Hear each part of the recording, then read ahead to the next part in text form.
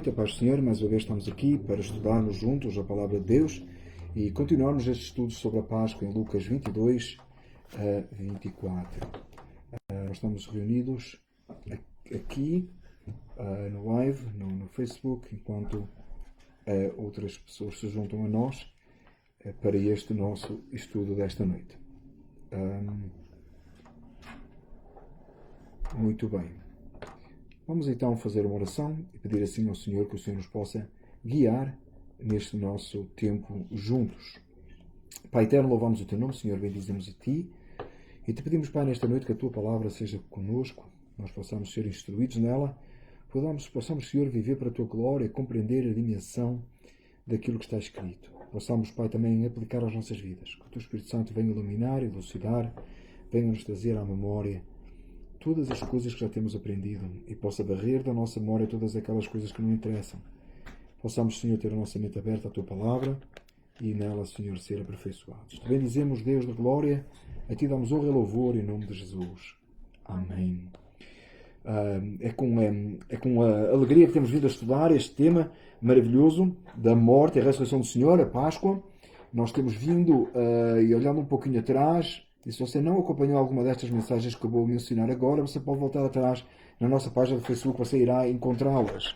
A primeira que nós estudamos foi a última ceia. Depois nós estudamos Jesus no Getsemane. Judas traz Jesus, foi a nossa terceira mensagem. Pedro nega Jesus, domingo passado pela tarde. Hoje nós iremos falar do julgamento de Jesus. Eu peço que você abra a sua Bíblia, Lucas 22. Nós iremos estudar do versículo 63 até o versículo 23 de Lucas 23. Uma passagem bem longa, mas que nós não iremos ler toda de uma vez, nós iremos ler aos poucos, iremos meditar sobre ela, dando um ênfase especial à última parte. Jesus passou por vários julgamentos, é isso que nós iremos estudar hoje, e em cada um deles nós vamos ver que tem assuntos importantes para a nossa vida. Não nos vai ser possível detalhar em cada ponto da mensagem, estaríamos aqui por horas, e seria só, por si só, seria já um estudo bíblico de várias, mas iremos pelo menos atender alguns pontos principais e aprendermos da palavra do Senhor juntos. Abra então a palavra do Senhor comigo, Lucas 22, versículos 63, e a primeira parte, nós iremos estudar o julgamento de Jesus, a primeira parte do que aconteceu no Sinédrio. Eu queria chamar a sua atenção que nós nos iremos deter na exposição de Lucas e não iremos estar juntando a Mateus e Marcos e João, a não ser isoladamente, porque o nosso assunto tem sido estudar expositivamente o que é que Lucas trouxe às nossas vidas sobre a morte e a ressurreição do Senhor. Amém? Então diz assim em Lucas 22, versículo 63, diz a palavra do Senhor assim: E os homens que detinham Jesus zombavam dele ferindo-o, e vedando-lhe os olhos, feriram-no no rosto e perguntaram-lhe, dizendo: Profetiza, quem é que te feriu? E muitas outras coisas diziam contra ele, blasfemando. E logo foi dia, ajuntaram-se os anciãos do povo, os principais sacerdotes e os escribas, e o conduziram ao seu concílio. E lhe perguntaram: És tu o Cristo? Diz-o-lo. E ele replicou: Se vos-lo disser, não o crereis.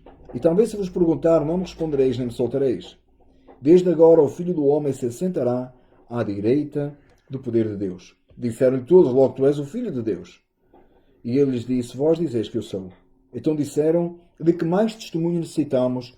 Pois nós mesmos o ouvimos da sua boca. Vamos parar por aqui, continuamos daqui a uns minutos lendo o texto. Por agora vemos que Jesus é colocado diante do Sinédrio e aqueles que deveriam ter e esperar o Messias, como mencionei em umas mensagens atrás, que deveriam reconhecer que Jesus era o Messias prometido, o Deus de toda a terra, eram eles que estavam ali e era diante deles que Jesus era zombado. E o texto nos diz que eles feriram-no, vendaram-lhe os olhos e disseram-lhe: Profetiza, quem é que te feriu? É claro que Jesus sabia de todas as coisas, sabia quem eram, mas não era para esse propósito que ele ali estava.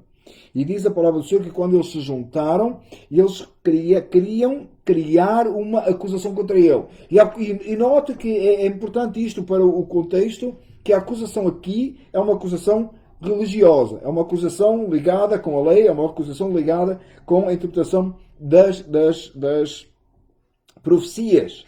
E a questão era se ele era o Cristo, se ele era o Messias. Nota que ele era o Messias. Então a acusação, além de ele ser uma acusação, ela era uma acusação baseada numa verdade, mas como se ele estivesse mentindo. E ele, o Senhor de toda a terra, ele que tinha dito que era a verdade e a vida, o caminho, a verdade e a vida, estava ali a ser acusado de mentir e de ser falso e de se passar por alguém que ele não era. E Jesus foi sujeito a todas estas coisas. E Jesus foi sujeito a este julgamento, revelando a nós que nós que nada somos, que às vezes achamos direito a tanta coisa. E ele, sendo Deus Todo-Poderoso, sujeitou a todas estas coisas para assim, com o seu grande amor, salvar pecadores, entregar a sua vida por aqueles que haveriam de ser salvos. E Jesus se coloca nesta posição diante do Sinédrio e eles dizem, se tu és o Cristo, diz-lo. Eu já o tinha dito tantas vezes, já tinha manifestado a sua glória tantas vezes. Só se ler o Evangelho de João, você vai ver quantas vezes Jesus se apresenta como Deus diante deles e eles agora queriam que ele dissesse. E ele disse, desde agora o Filho do Homem se assentará à direita do poder de Deus, apontando assim para a consumação, que ele mais tarde diria no Calvário está consumado, a consumação da sua obra nesta terra, a sua ressurreição em glória, para onde ele iria subir, depois subir para junto do Pai, e onde a glória do seu reino estabelecida para todo sempre, que nunca deixou de ter, mas ele estava despido da sua glória naquele momento diante deles. E ele disse assim, e depois no final termina o texto, a exposição de Lucas, dizendo de que mais testemunho necessitamos, pois nós mesmos o ouvimos de sua boca. Há uma série de incoerências aqui, coisas erradas. Segundo a lei de Moisés, tinha que ter 3 testemunhas, as 3 tinham que concordar. A testemunha, o confessar de alguma coisa, e sendo aqui que Jesus estava claro que estava falando a verdade, mas mesmo o confessar por si só de alguém não culpava ninguém. Precisava ter 2 a 3 testemunhas. Mas Jesus ele abertamente disse, não precisamos de testemunhas, está aqui está a acusação da sua boca, aqui está a blasfémia, que não era, que era uma realidade, que era uma verdade. Jesus é achado culpado e é remetido a Pilatos, porque segundo aquilo que estava a acontecer no momento, os judeus não podiam praticar pena de morte, porque estavam debaixo do Império Romano. Avançando o texto aqui, tudo isto aconteceu para o propósito de Deus, o julgamento religioso de Jesus. Ele sai desse julgamento injustamente condenado e vai diante de Pilatos. Seguindo a palavra do Senhor, nós vamos ler o texto agora do versículo 1 ao versículo 7 do capítulo 23. O que é que acontece com Pilatos e diante de Pilatos? E levantou-se toda a multidão deles e o levaram a Pilatos. E começaram a acusá-lo, dizendo, havemos achado este pervertendo a nossa nação, proibindo dar o tributo a César e dizendo que ele mesmo é o Cristo Rei. E Pilatos perguntou-lhe, dizendo, tu és o rei dos judeus? E ele respondendo, disse-lhe, tu o dizes. E disse Pilatos aos principais sacerdotes e à multidão, não acho culpa alguma neste homem. Mas eles insistiram cada vez mais, dizendo, alvoroça o povo, ensinando por toda a Judeia, começando desde a Galileia até aqui. Então Pilatos, ouvindo falar da Galileia, perguntou se aquele homem era galileu. E sabendo que era da jurisdição de Herodes, remeteu a Herodes, que também naqueles dias estava em Jerusalém. Paremos mais um pouco aqui. O que é que acontece aqui? Aqueles homens pegaram em Jesus, depois de acharem que ele era condenado por blasfémia, que ele devia ser condenado porque ele se fazia passar pelo Cristo, mas ele era Cristo, claro que ele é Cristo, claro que ele é o Senhor de toda a glória. Eles pegaram nele e o levaram a Pilatos, a autoridade judicial romana. E quando chegaram diante de Pilatos, eles não falaram a mesma acusação que tinham achado em Jesus diante do Sinédrio. Diante do Sinédrio, o problema era Jesus dizer que era o Cristo. Agora, diante de Pilatos, porque não tinha qualquer peso diante de Pilatos, e a intenção deles era de matar Jesus, acabar com Jesus. Nós vimos isso já há semanas atrás, quando eles vão diante de Pedro, e quando Judas chega diante deles, a intenção é matar Jesus. Nós vimos isso no início do capítulo 22. Eles chegam agora diante de Pilatos e aquela acusação não dava. Então o que eles fizeram? Eles forjaram outra. Literalmente eles forjaram outra. Eles criaram outra, que isso também era falsa. Que é, ele tem vindo a perverter a nossa nação. Ele tem proibido dar o tributo a César. Ele está a proibir pagar impostos. Completamente o oposto. Inclusive, por certo, você deve lembrar aquele episódio em que Jesus mandou pagar impostos. E pagar impostos é bíblico. Jesus deu exemplo. Quando Pedro pegou lá o peixe e tinha dentro o suficiente para pagar as dracmas dele e de Pedro. E Jesus disse claramente a dar a César o que é de César. Se houve alguma coisa no ministério de Jesus que nós podemos claramente perceber, é que ele tinha respeito pela autoridade romana. E a palavra do Senhor diz, não respeito no sentido de submeter ao homem, porque toda a autoridade foi instituída por Deus. Por isso que eu tenho vindo a alertar aqui, alertando os nossos irmãos também, e fazemos-lo em família, respeite a autoridade instituída do recolher obrigatório que estamos a viver. Deus, de alguma maneira, tem em conta aquela autoridade que ela é imposta. Quando ela é contrária às Escrituras, quando ela é oposta à palavra de Deus, como a igreja do primeiro século experimentou, por certo que nos devemos opor. Mas mesmo assim, nós precisamos de ter respeito pelas autoridades. E a autoridade agora, no nosso caso, está nos impondo o recolher obrigatório. Então não vá para a rua. Simples. Tá? E quando nós olhamos aqui o texto, ele foi acusado, Jesus sempre ordenou um respeito e mandou pagar os impostos. E ele agora ele está proibindo de dar o tributo a César e diz que ele mesmo é Cristo, o Rei. Repara que não é só que ele era Cristo. Ele diz que é Cristo, o Rei. Pilatos então lhe diz, né, porque a acusação agora aqui passa a ser uma acusação política, né, já não é mais uma acusação religiosa diante do Sinédrio, agora a acusação é política, eles distorceram. E porque a intenção deles era acabar com Jesus, era o que eles pretendiam, desce por onde desce, inventava-se. E ele disse assim, então tu és o rei dos judeus? E você deve lembrar, e nós vamos analisar isso na sexta-feira à noite, que de cima da crucificação é colocado o sinal, e este é o rei dos judeus. Ou Jesus Cristo, o rei dos judeus. Dependendo um pouco da versão bíblica que você está a usar, ou qual dos evangelhos.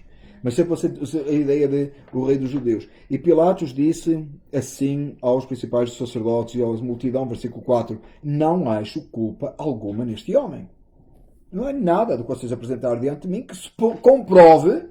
E sabia alguma coisa que Roma tentava fazer na época? Era tentar mostrar justiça. Embora a gente sabe que não era bem assim, tinha os publicanos cobrando impostos demasiado sobre a população, etc. As regiões dominadas, mas a intenção deles era sempre praticar justiça, era mostrar justiça. Você vai ver isso quando Barrabás está sendo condenado por um crime. E ele só é solto porque o povo escolheu, e nós vamos ver isso ainda hoje, Jesus Cristo. Então, a ideia de justiça romana para Roma era importante. Então eles não iam condenar Jesus porque ele não tinha nenhuma culpa, era achada neste homem. Mas eles insistiam cada vez mais e insistiam dizendo que alvoroço ao povo, ensinando por toda a Judeia, começando desde a Galileia até aqui. E Pilatos aqui fez, espera, Galileia. Então Pilatos decidiu remetê-lo a Herodes. Quem sabe, a gente entrega aí a Herodes, e Herodes vai responder, vai ser responsável aí e vai resolver esse problema e eu não vou ter que entrar em condenação. Porque nós vamos encontrar no texto bíblico que a intenção de Pilatos desde o início é não condenar Jesus. Ele não teve a intenção de condenar Jesus. Isto não o livra de culpa. Não livre de culpa. Jesus foi bem explícito com isso. Mas ele não ficou livre de culpa. Mas ele não tinha intenção de condenar Jesus. O plano era que tinha estado todo pelos judeus, pelos principais sacerdotes e escribas. Então, no versículo 7, nós vemos que ele o remeteu a Herodes. E foi onde nós parámos de ler. Continuemos agora do versículo 7, do versículo 8 em diante. E vamos ler o versículo 8 a 12. Jesus agora diante de Herodes. Muda completamente de figura mais uma vez. Diante de Herodes diz assim. E Herodes, quando viu Jesus, alegrou-se muito, porque havia muito que desejava vê-lo, por ter ouvido dele muitas coisas e esperava que lhe deveria fazer algum sinal. Interrogava-o com muitas palavras, mas ele nada lhe respondia. E estavam os principais sacerdotes e escribas acusando-o com grande veemência. E Herodes, com os seus soldados, desprezou-o e, escarnecendo dele, vestiu-lhe uma roupa resplandecente e tornou enviado a Pilatos. E no mesmo dia, Pilatos e Herodes entre si se fizeram amigos, pois de antes andavam inimizados um com o outro. E Pilatos e Herodes andavam inimizados um com o outro, dado a posição política e de poder que tinham diferenciados. E dado a questão geográfica de onde estava, do domínio romano sobre o povo de Israel. É muito interessante quando Herodes e Pilatos passam a ser amigos a partir deste momento, porque há uma concordância deles os dois numa mesma coisa. E veja comigo, Herodes, quando viu Jesus, alegrou-se muito e esperava ver sinais. Ele tinha ouvido falar de Jesus. Jesus era uma personagem, era uma figura pública. Até a quinta-feira desta semana, Jesus andava livremente, entrava no templo, saía, com certeza tinha chegado a ouvidos de Herodes muitas coisas que aconteceram. Quando Lázaro ressuscitou dos mortos, que foi o grande momento do ministério de Jesus em milagres e maravilhas, por certo chegou aos ouvidos de Herodes. Sempre houve uma oposição do palácio de Herodes a Jesus, desde que Jesus nasceu, a intenção, né, de matar Jesus. E depois, mais tarde, nós vemos a sequência, etc., com João Batista, Herodes, né, do palácio de Herodes saiu a ideia de que João Batista tinha ressuscitado os mortos, etc. Isso é sempre no mesmo lugar. Então, finalmente, Jesus agora é apresentado a Herodes. Mas não é apresentado como um herói fazendo milagres. Herodes fica à espera. Quem sabe mover um milagre desse? Mas Jesus é apresentado como condenado. Aquele no qual nenhuma beleza víamos para que o desejássemos, diz o profeta Isaías, referindo-se logo ao momento seguinte da crucificação.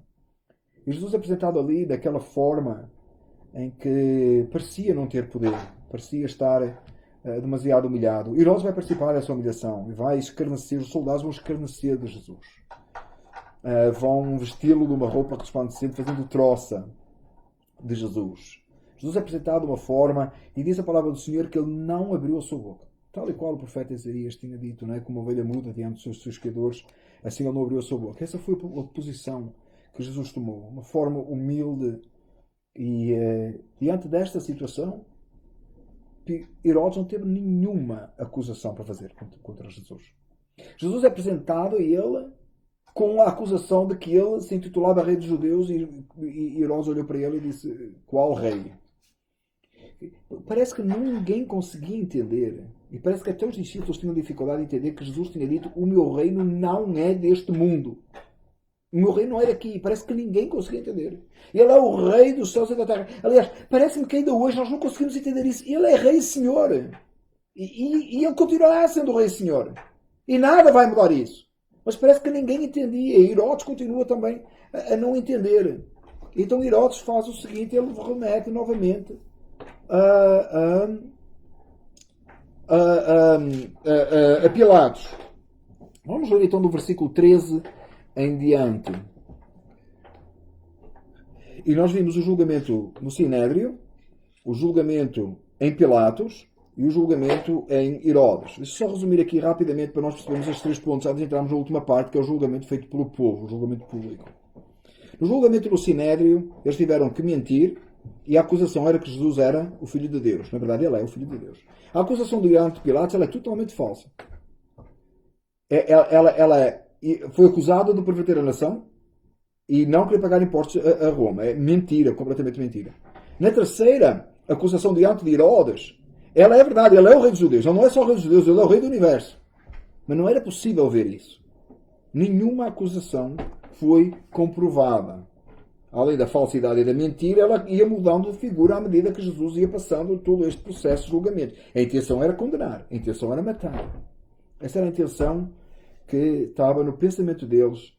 Essa era a intenção que a mesma problema que os escribas fizeram desde o início, tentaram fazer desde o início. Agora, diz o versículo 13. E convocaram Pilatos, principais sacerdotes e magistrados, e o povo disse-lhes. Agora Pilatos convoca os principais sacerdotes, os magistrados e o povo, no geral.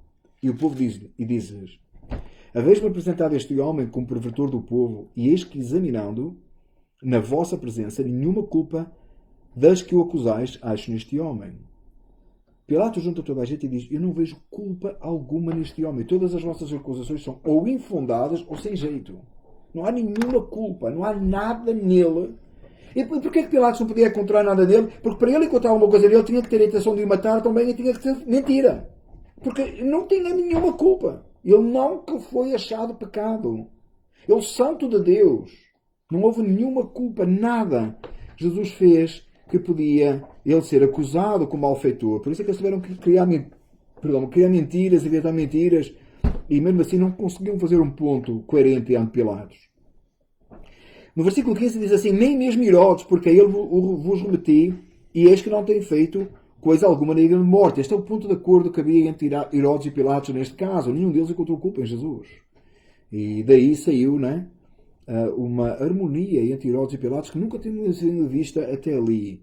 até na morte ou no julgamento de Jesus, havia a possibilidade de relacionamentos serem estabelecidos. E Ele que veio criar o relacionamento entre Deus e os homens. Amém? Nem mesmo irós, porque eu vos remeti e eis que não tem feito coisa alguma digna de morte. Pilatos tem uma solução, tem uma hipótese.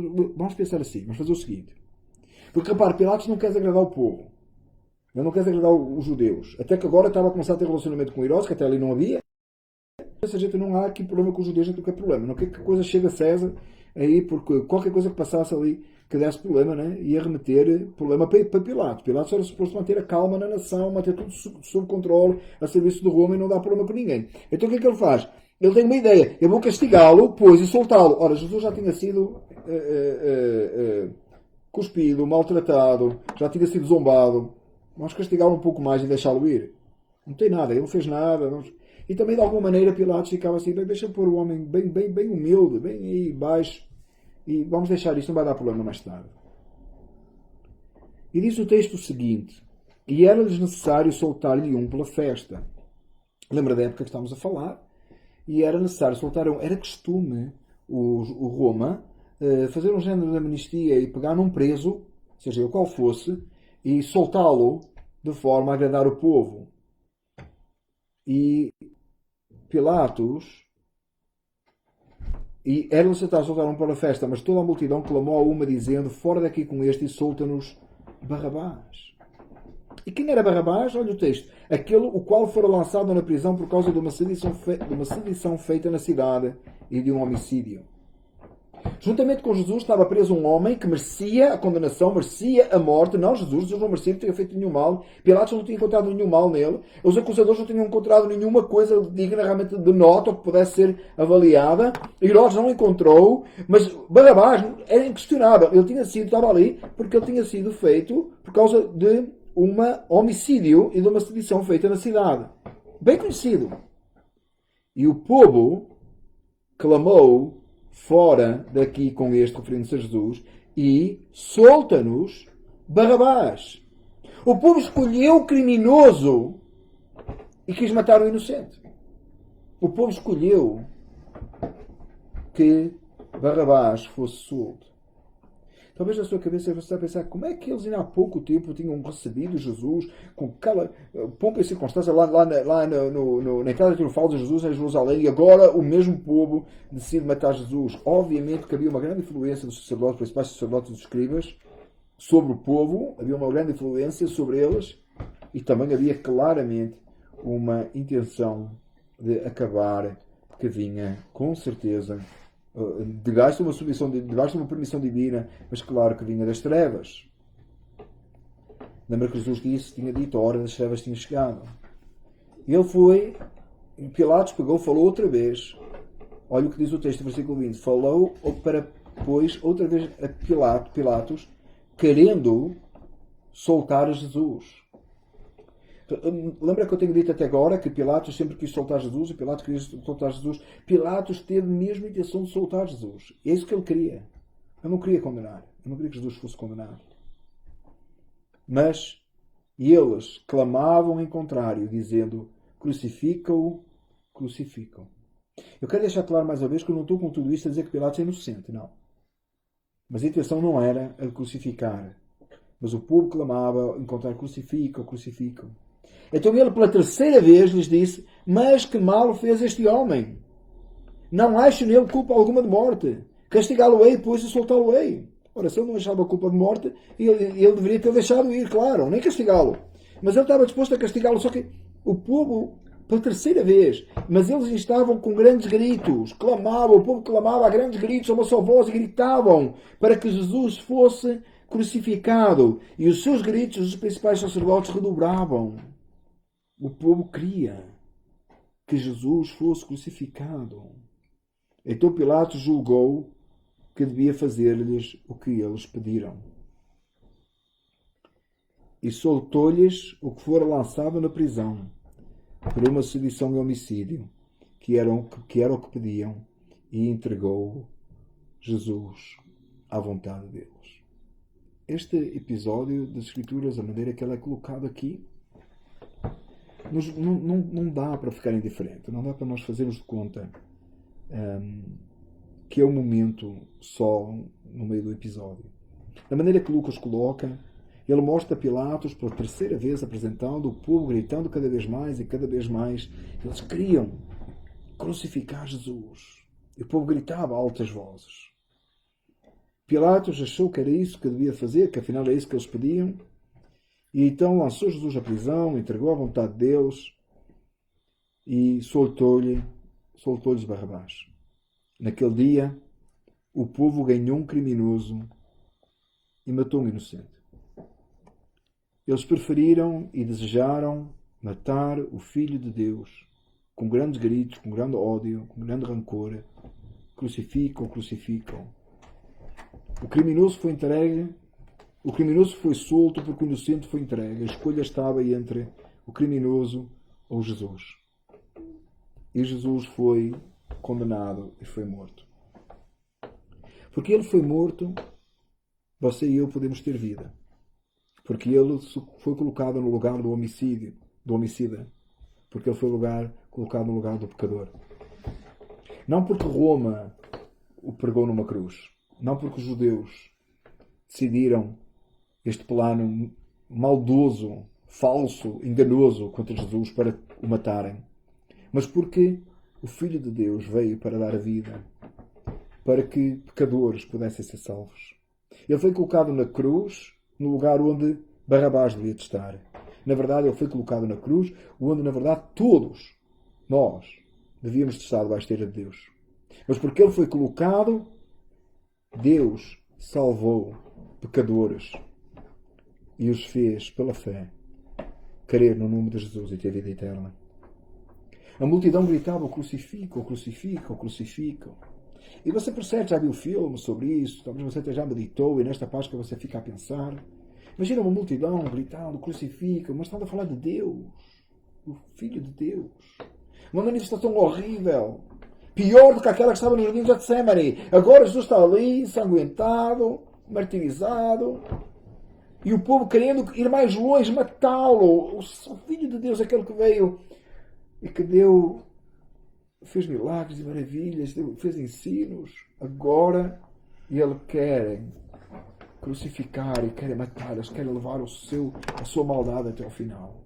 A minha pergunta para si, para você meditar esta noite, depois de ver todo este julgamento falso, tudo de errado que fizeram com Jesus, se você estivesse lá no meio da multidão, imagine que você está no meio da multidão, você é apanhado no meio de tudo isto, você fica a saber que Jesus está sendo acusado, os passa ao Sinédrio, não tem culpa, passa Pilatos, não tem culpa, passa Herodes, não tem culpa, você vê que o próprio Pilatos quer se livrar Jesus e você está ali no meio. Imagine que é você, está a viver o momento. O que é que você gritaria? Será que você diria: não o crucifiques? Será que você diria: não? Ou você iria gritar: crucificam, crucificam? Será que você é capaz de levar com a culpa deste homicídio? Se você estivesse lá no meio da multidão e as pessoas à sua volta tivessem a gritar: crucifica, crucifica, você ia tentar mandar calar as pessoas: oh, o que estão a fazer? Para! Será que você ia fazer isso? Ou você ia gritar juntamente com toda a gente: crucificam? Deixe-me dizer-lhe uma coisa. Aquele povo que gritava: crucificam, e no momento final de todo o episódio, quem determinou a morte de Jesus no julgamento final foi o povo. E não é por acaso que Lucas nos apresenta assim. O julgamento final, a palavra final da morte para Jesus foi o povo. Manipulado pelos principais sacerdotes e escribas ou não, a vontade de Deus foi feita. E temos visto isso. E era da vontade de Deus que Cristo se entregasse, era da vontade de Cristo se entregar, sendo Ele Deus, para que pecadores pudessem ser salvos. No momento final, no fundo da história toda e do julgamento todo, está um povo que clama para que Cristo seja crucificado. Está você e eu. Que porque Ele foi crucificado, nós não seremos. Se você tem fé em Cristo Jesus, a sua alma foi salva. Nós somos os culpados da morte do sangue de Cristo. O seu sangue foi vertido por nós. Não foi nem o judeu. Desde que há uns anos para cá, que há uma grande discussão sobre de uma acusação dos judeus terem matado Jesus, ou se foi os romanos. Romano, por acaso, no caso, os romanos foram um instrumento usado. Quem planeou tudo foram os judeus. Mas, na verdade, nem é judeus, nem é romanos. Fomos nós. Aqueles por quem Jesus verteu o seu sangue. E eu consigo me ver a mim, lamentavelmente, para grande tristeza minha, no meio da multidão, clamando crucifica-o. Porque ou era ele ou eu. Porque ele morreu. E eu tenho vida eterna. Porque ele salvou a minha alma, porque o seu sangue foi vertido. A condenação do pecado não está mais sobre mim. Ou então estaria. Se aquele povo parasse de clamar crucifica-o e Jesus não morresse, não havia salvação. Ele veio para verter o seu sangue, ele veio para se entregar, ele veio para se dar. Quando nós lemos esta história, normalmente a gente põe-se do outro lado, não é? A gente põe-se do lado dos discípulos, que embora fugiram, embora não estavam lá, mas a gente põe-se do outro lado, não é? Do lado daqueles que, como Pedro, que disseram, ainda que tenhas que ir até à morte, eu vou contigo, que não queriam que Jesus morresse. Talvez a gente põe-se do lado das mulheres que ficaram lá diante da cruz chorando. Iremos estudar isso sexta-feira. E da multidão que seguiu Jesus. Ou você põe-se do lado daqueles que foram ver onde é que Jesus foi crucificado. Ou você põe-se do lado daquele que carregou a cruz com ele. Ou você põe-se do lado daquele que tinha um sepulcro e sepultou Jesus. Mas, na verdade, em primeira instância, é no meio da multidão a gritar crucificam, que nós melhor nos identificamos, que foi por causa desse povo que crucificou Jesus e clamou para que Jesus fosse crucificado. É por eles, é por nós que Jesus morreu. Se eu não fosse um pecador, Jesus não precisava ter morrido. Se não houvesse pecado, Jesus não precisava ter morrido. Eu gostava de terminar esta mensagem e fazer uma referência das Escrituras para que nós possamos entender o que é que está aqui revelado neste texto. Jesus amou de tal maneira os seus que ele se entregou a tudo isto e tomou o lugar daqueles que literalmente o crucificaram. E aqueles que o crucificaram é você e eu. A palavra do Senhor diz que ninguém tem maior amor do que este, de alguém dar a vida pelos seus amigos. A palavra do Senhor diz também que nós seremos inimigos de Deus. E quando você acha que você não era inimigo de Deus, fique sabendo que você estava tão inimigo de Deus que você estava no meio da multidão, você e eu. Esta multidão representa você e eu, a gritar crucificam. Nós éramos inimigos de Deus. E se você não tem fé em Cristo Jesus, e Deus não salva a sua alma, você continua a ser esta posição. Mas nesta posição de inimigos de Deus, Deus se entregou por nós. E esse é o maior amor expresso pela humanidade. Não é por acaso que nós vamos ver mais à frente, e vamos falar na sexta-feira sobre isso, Jesus está na cruz e pede, e diz, Pai, perdoa-lhes, porque não sabem o que fazem. Jesus pede perdão por aqueles que o crucificaram. Pede que Deus perdoe aqueles que o crucificaram. Ele estava ali tomando esse papel. Louvado seja Deus pelo seu grande amor e misericórdia. Louvado seja Deus pelo perdão de pecados. Louvado seja Deus porque permitiu que uma multidão clamasse crucificam, para que uma multidão ali representada por aqueles pudesse ser salva e ter vida eterna. Eu espero que esta mensagem possa ter tocado na sua vida. Eu espero que você possa olhar a crucificação de uma outra forma. Eu espero que o milagre da salvação aconteça na sua vida. Que você entenda que Cristo estava ali tomando o lugar de pecadores. Eu espero que Deus possa operar através desta palavra e trazê-la à convicção.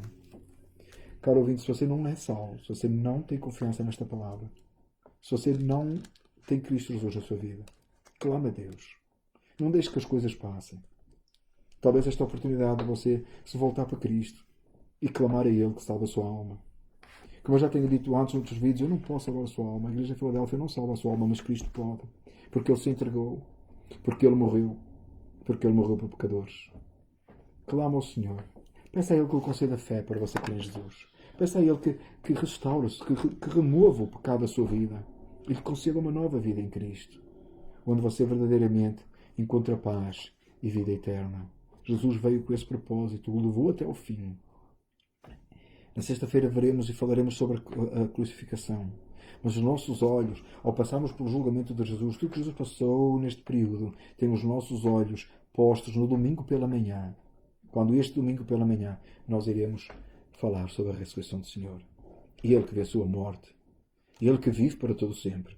Ele que, por aqueles representados ali naquela multidão que disse crucificam, se entregou voluntariamente e um dia estará com eles para todo sempre. E eu louvo a Deus pela Páscoa. Este é o momento mais importante do ano para os cristãos. Este é um momento maravilhoso. E nós iremos celebrar a Páscoa e continuar celebrando a Páscoa. Acompanhe-nos aqui neste canal, assista às mensagens e celebre Cristo Jesus. O meu desejo para a família Philadelphia, New Jersey, é que a alegria da Páscoa esteja bem colocada em nós. E eu desejo para si que talvez você não é salvo, talvez você nunca ouviu esta mensagem, talvez você tenha as suas dúvidas. Tenha a liberdade de nos contactar e estar em contato connosco. Nós queremos orar por si. Queremos falar mais do Evangelho. Que Cristo Jesus possa verdadeiramente abençoar a sua e a minha vida. Oremos ao Senhor. Querido Deus e Pai, nesta noite, Deus, temos analisado o julgamento feito ao Teu Filho. E temos percebido, Pai, que em última instância não foi o Sinédrio, não foi Pilatos, não foi Herodes, mas fomos nós, representados naquela multidão que clamava crucificam. Eu te louvo, Senhor, porque o Teu Filho foi crucificado para que nós pudéssemos ser salvos. Senhor, eu te peço, Deus, que todos aqueles que estão a ouvir esta mensagem ou ouviram esta mensagem possam crer verdadeiramente em Jesus. Tu possas conceder fé para que creiam e possam verdadeiramente, nesta Páscoa, se juntar à multidão de salvos que no domingo pela manhã cantará a ressurreição e dirá Aleluia, e Ele vive. A Ti, Senhor, nós damos glória. A Ti exaltamos em nome de Jesus. Amém. Amém. Uma alegria nós podemos fazer este live, uma oportunidade que nós entendemos que o Senhor nos tem dado. Esta é a minha família que se vai juntando aqui a mim. Algumas pessoas têm feito comentário aí de que a família é bonita, mas a gente já sabia isso, né? Não, por certo, nós damos graças a Deus. Deixa eu dizer os nomes rapidamente. A minha esposa Sônia e a minha filha Lili e o meu filho Tiago, mais velho, e o Pedro, tá? Como eu estou ao contrário, não sei onde eles estão. Mas é para mim uma alegria servir o Senhor com a minha linda família, servindo você. Nós estamos neste momento online, transmitindo da nossa casa, segundo as indicações das autoridades governamentais. Estamos orando por todos aqueles que estão passando por enfermidade e por dificuldade. E também estamos orando por problemas, economia do país, etc. Que o Senhor nosso Deus possa pôr a sua mão sobre as nossas vidas. E antes de terminar este live, eu queria fazer uma oração por isso mesmo. Quero orar por si, que me está escutando, e que o Senhor possa pôr a sua mão. Pai eterno, eu te peço, Deus, nesta hora, por todos aqueles que estão assistindo e que irão assistir. Famílias, finanças, saúde, mas acima de tudo, pelas almas. Senhor, eu te peço que tu desças dos céus e baixes, Senhor, com o teu Espírito Santo na vida de todos, para a honra e glória do teu nome. Amém. Deus abençoe ricamente a sua vida. A gente vê-se no domingo, aí para o live. Sexta-feira nós iremos falar da crucificação, domingo pela manhã da ressurreição, domingo à tarde nós iremos estar falando da ascensão. Que o Senhor nosso Deus nos conceda uma Páscoa muito feliz e abundante em Cristo Jesus. Deus abençoe. Bye.